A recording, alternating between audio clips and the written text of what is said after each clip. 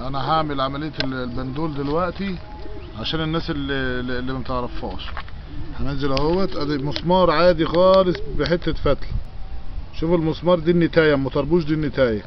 المسمار بيعمل عليها خمسات اهو لوحده، ولا انا بحرك ايدي ولا حاجة. هات ايدي، ولا بحرك ايدي ولا حاجة. انزل بقى عليه اهو، خمسات اهي، خمسات اهي، بيعمل خمسات ده ماشي. دكرها جنبها اهو. هنقل عليه اشوفه هيعمل ايه.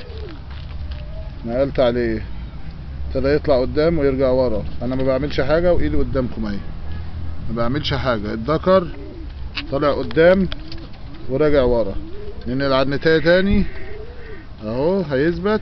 وبعدين ادي خمسات صغيرة وهتكبر، ادي خمسات صغيرة وهتكبر.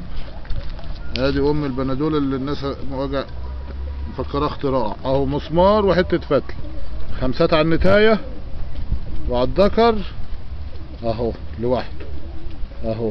والله ما بعمل حاجة، هو لوحده. والسلام عليكم ورحمة الله وبركاته.